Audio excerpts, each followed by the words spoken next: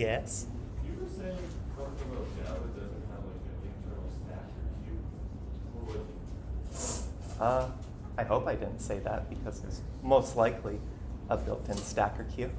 Like, not internal. Obviously, all code languages have to have stacker queue. It's just how it works, right? Except for like Python, they don't like it. Definitely don't like Python. But does it have an internal chat?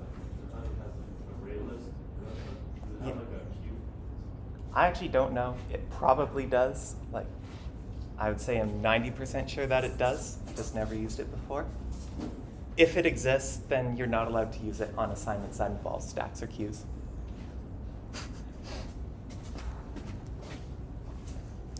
What was I had another announcement. Right, I wanted to briefly talk about the strike, about which I have no idea what's going on. But just to give like some assurance for the future, looked into it, and it turns out sessional instructors are in a totally different union from the from like regular instructors and professors. So in the event that there is a strike, this course will continue.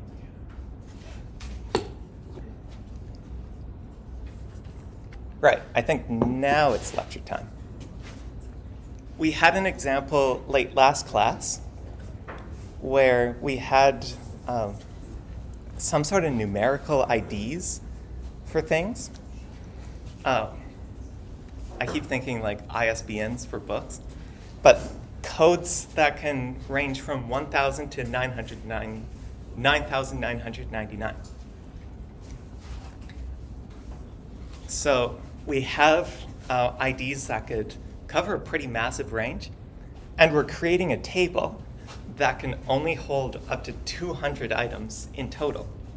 That means that our hash table can't use this very simple hash map of the IDs being, or the array indices being the exact same as the IDs. So we need something called a compression map, first of all, that takes the IDs with much larger range and then squishes them into a smaller range that can fit inside of our hash table. Our first attempt at a compression map is using the modulo operation, the remainder of two integers divided by, or one integer divided by another.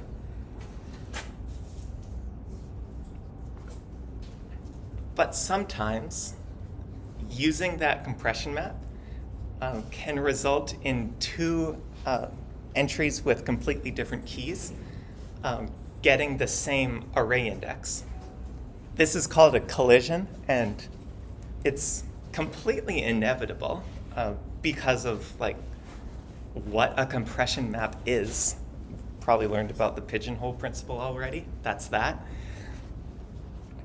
But as a developer, you want to minimize collisions as much as possible because you can't store two things in the same array index.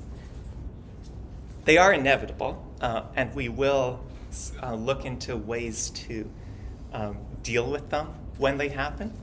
But ideally, you don't want them to happen in the first place.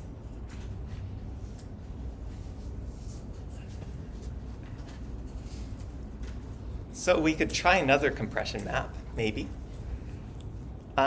We have 4-digit codes. Maybe we can take the first 2 digits, make that a number, and then add them to the last 2 digits, like make that a number. So 6,001 would turn into 60 plus 1, 61.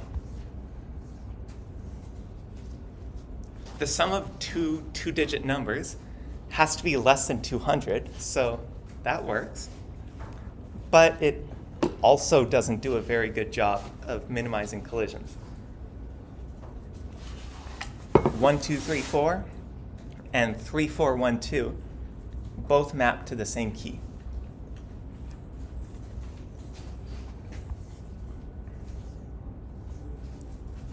Another issue is that patterns in the keys could result in patterns in the hash map.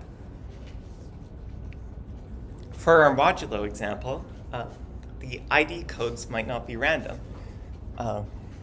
Like say, maybe the last digit is always either 5 or 0.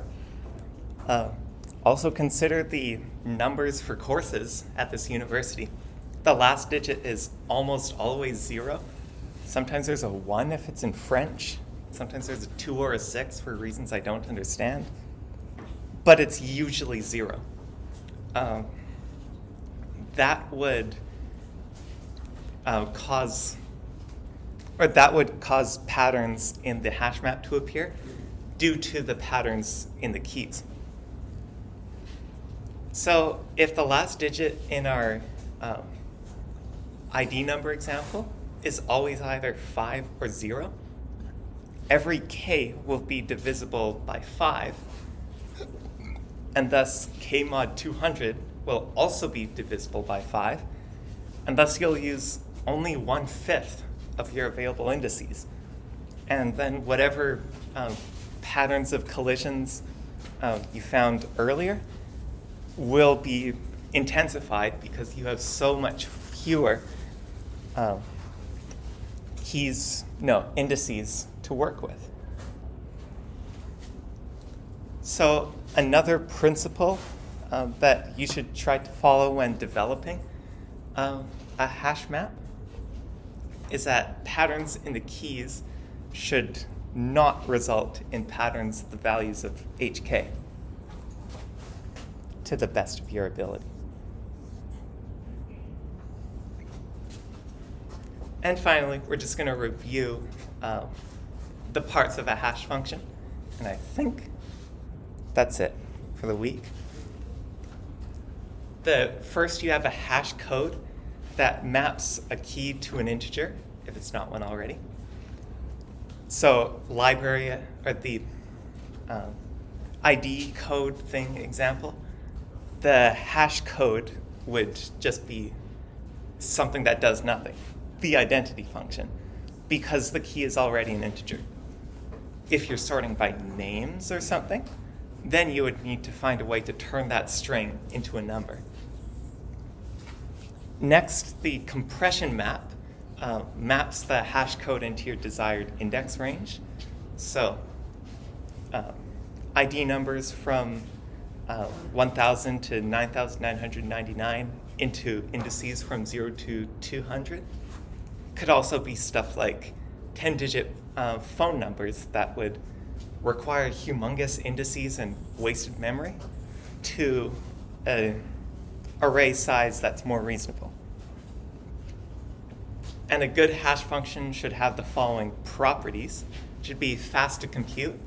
It's definitely got to be constant time. Otherwise, why are you even using a hash table?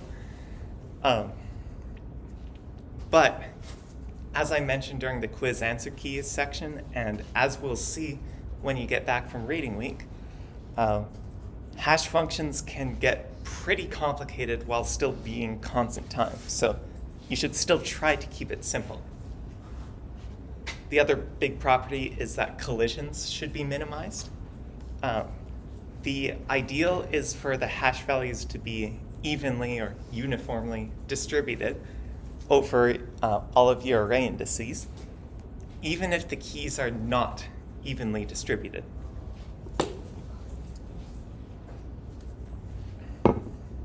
Like for the student number example, assuming you all registered for the University of Manitoba at around the same time, your student numbers would all sort of be in a clump, with some outliers for students who registered much earlier or maybe just came here. But whatever hash function you use, it should evenly distribute the resulting indices over your array. So that was a bunch of theory on how hash tables and hash functions should work. Obviously, there won't be any classes over reading week, but when we get back, we'll start to see examples of hash functions that actually embody those properties. So, 10:09, we probably won't get enough time to get started on next week's content. So that's all right. I'm going to cut off the recording. Whoa, don't go. Unless you don't want to see the assignment 1 solutions. I won't actually be offended if you go.